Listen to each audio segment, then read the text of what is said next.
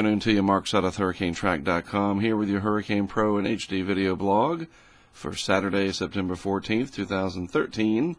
The big story over the next few days is going to be Ingrid, Tropical Storm Ingrid, as of this recording, 3 o'clock Eastern Time. Probably going to be a hurricane very soon. This is going to be a major news item, I think, as it's going to create a lot of flooding in portions of eastern Mexico, unfortunately. If we take a look at the Hurricane Center's forecast track, you can see an interesting forecast going north and then west, and then it's going to turn back to the southwest as high pressure eventually noses in from the east and sort of shoves this back down, doing almost like a cyclonic loop here. Don't be surprised if some of this energy comes back out and we're dealing with yet another low pressure area in the Bay of Campeche even after this is all said and done.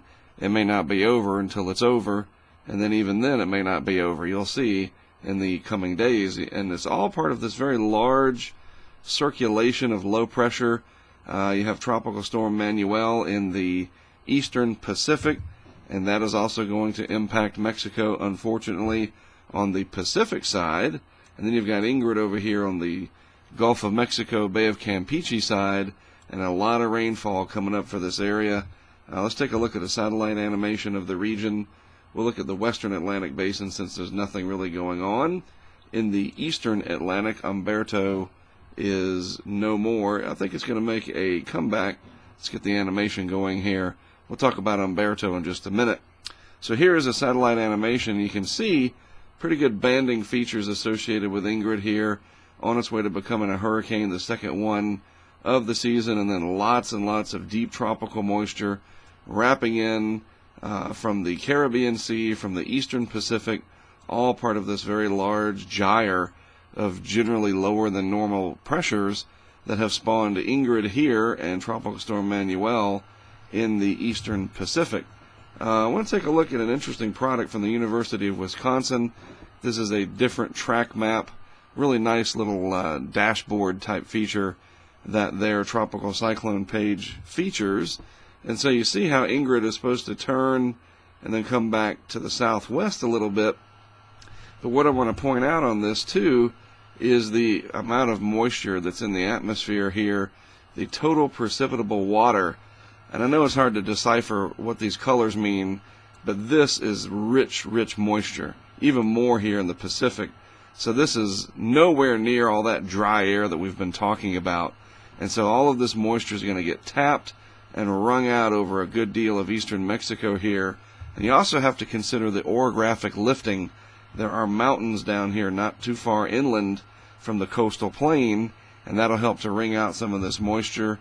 Just a very ugly situation developing, and will be developing for this region. We hope for the best for people down there, but this is really going to be a case of a major flood event, freshwater flooding, on top of a developing wind event as this becomes a hurricane and comes into the coast from the east. Could drive a little bit of a storm surge, several feet, plus the hurricane force winds to deal with. But I really think the bigger story is going to be the amount of rain that comes down across this area over the next few days. Could be life-threatening and on a pretty big scale, something we haven't seen in quite a while. But these big flood events from tropical cyclones, unfortunately, can be epic. So we're going to have to watch this closely. As I mentioned, Umberto now just a post-tropical low out here in the east central Atlantic. But global models indicating that it's going to make a comeback here and then eventually take a ride on the westerlies and head off towards the northeast. Probably become a hurricane again here over the Atlantic as the environment gets a little bit more favorable. And then maybe as an extratropical system heading over towards the British Isles as it catches a ride on the westerlies. We'll have to wait and see about that. But the big story is going to be Ingrid. And then we're going to have to watch the Gulf of Mexico, Caribbean Sea over the next week to 10 days as that area remains active in an active pattern for possible future development. Maybe some of that even the leftovers of Ingrid. So a lot going on, even though nothing threatening the United States.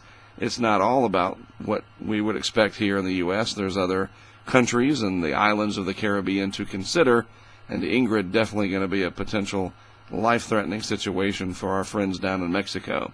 All right, well, sorry I don't have any better news. At least it's not, another Hurricane Mitch or something that killed thousands in Honduras and Nicaragua back in 1998. Hopefully this won't be anywhere near that. But just looking back at Tropical Storm Fernan in this same general area, its rainfall killed more than a dozen people, according to news reports out of the region. So with this potentially dumping up to 2 feet of rain or more, I don't know, the potential is there for it to be pretty grim. We will certainly hope for the best for folks down there. Well, that is it for me for today. You're up to date on the tropics. Again, I'm Mark Sudduth. HurricaneTrack.com is my site. Always a privilege and an honor to produce these videos for you. I'll be back with more info tomorrow.